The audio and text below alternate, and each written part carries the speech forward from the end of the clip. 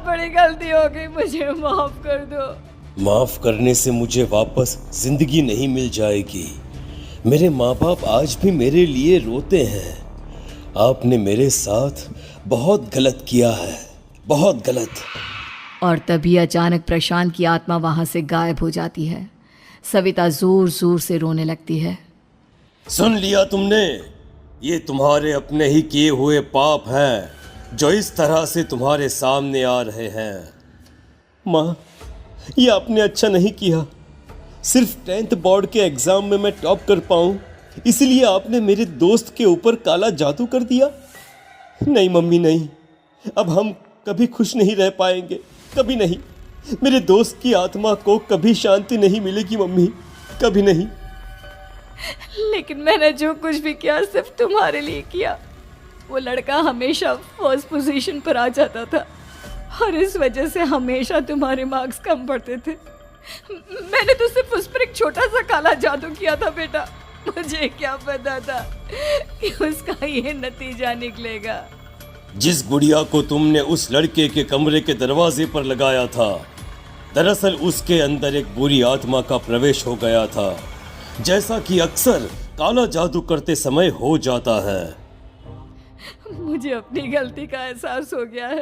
मैं प्रायश्चित करना चाहती हूँ। आप बताइए मैं क्या करूँ? प्रशांत के घर जाकर उस काली गुड़िया को वहां से निकालकर यहाँ लेकर आओ। मैं उसे आग में जलाकर राख कर दूंगा और उसके बाद प्रशांत की आत्मा को हमेशा के लिए मुक्ति मिल जाएगी। अगली रात सविता चुपचाप अपने पड़ोसी प्रशांत के घर जाती है। प्रशांत के माँ बाप प्रशांत की मौत के बाद उस घर को छोड़कर हमेशा के लिए वहां से चले गए थे। जैसे ही सविता उस घर के अंदर कदम रखती है, उसका सामना अजीबोगरीब हैवानियत से भरी आवाज़ों से होने लगता है।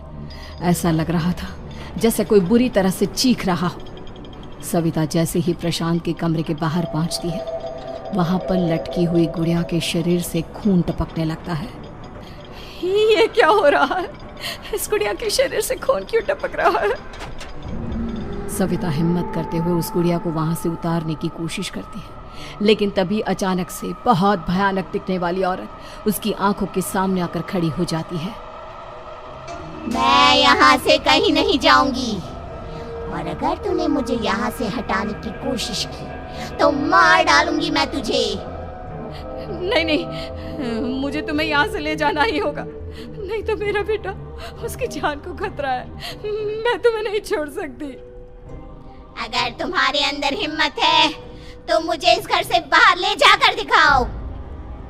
और ऐसा कहकर वो औरत सविता के ऊपर हमला कर देती है और उसे हवा में उछाल उछाल कर जमीन पर पटकती है। लेकिन तभी अचानक मौका देखकर सविता अपने हाथ में ली हुई सुई उसके हाथ में चुभो देती है। हाथ में सुई लगते ही वो औरत जमीन पर तड़पने लगती है। ये क्या किया तूने? ये क्या कर दिया? तुझे ऐसा नहीं करना चाहिए था। तांत्रिक ने मुझे कहा था कि तुझसे जीतने का सिर्फ यही एक तरीका है जिससे मैं अपने पापों का प्रायश्चित कर सकती हूँ और अपने बेटे की जान बचा सकती हूँ। और उसके बाद वो डरावनी दिखने वाली औरत एक छोटी सी जादुई गुड़िया में तब्दील हो गई और सविता ने उसे ले जाकर तांत्रिक को दे दिया। तांत्रिक ने जादुई गुड़िया को आग के हवाले कर दिया।